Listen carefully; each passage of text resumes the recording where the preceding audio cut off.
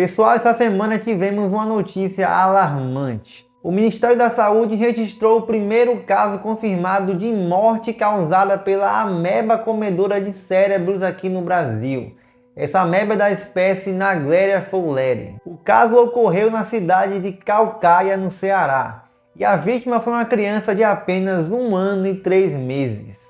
Os sintomas começaram a aparecer 7 dias antes do óbito, que ocorreu em 19 de setembro desse ano, em 2024.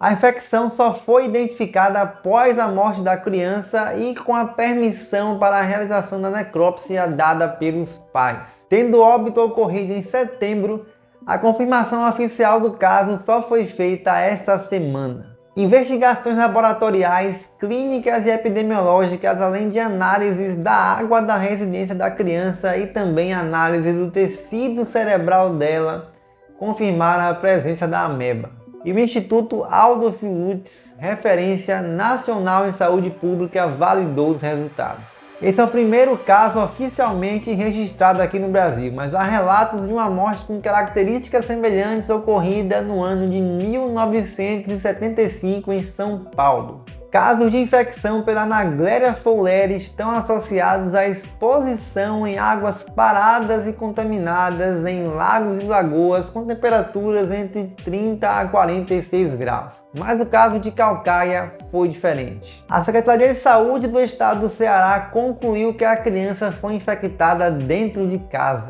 A água que abastecia a residência vinha de um açude da região, mas o tratamento adequado não foi realizado. É muito provável que o que tenha acontecido é que a caixa d'água da residência exposta ao calor tenha ocasionado as condições ideais para a reprodução e proliferação da ameba. A infecção ocorre quando a água contaminada entra pelo nariz, algo que é bem fácil de ocorrer durante o banho, o que permite que a ameba migre pelo nervo olfatório até o cérebro.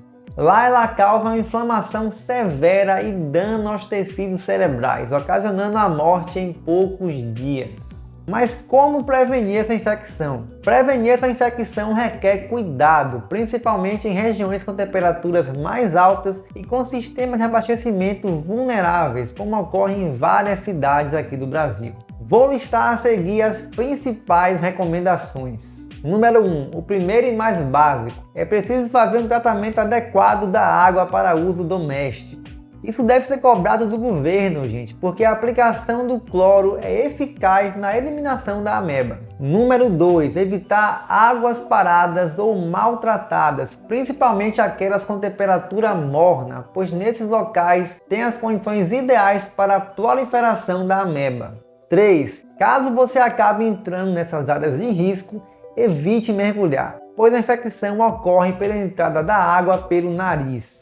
4. Prefira ambientes com água corrente. Os rios são menos propensos à presença da Naegleria fowleri comparados a açudes e lagoas.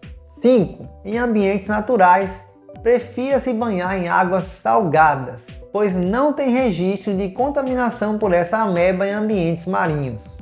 Um outro ponto preocupante é sobre o potencial aumento de casos devido ao aquecimento global. Com o aumento das temperaturas médias anuais, mais locais podem estar se tornando adequados para a proliferação dessa ameba. Além disso, o aquecimento combinado por contaminações por efluentes, principalmente de esgoto, pode ocasionar também a floração de cianobactérias nos corpos d'água. Esses micro-organismos acabam servindo de alimento para a ameba e também causam uma série de outros problemas ambientais e de saúde. Recomendo a leitura desse artigo para mais informações sobre essa questão. Pessoal, fica então um alerta, mesmo sendo uma infecção rara, ela é extremamente letal, levando a óbito em 97% dos casos e depois de poucos dias após o início dos sintomas. Então recomendo seguirmos as medidas de prevenção. Então é isso, pessoal, estarei sempre trazendo novos vídeos e notícias sobre o mundo microscópico. Vejo vocês na próxima, tchau!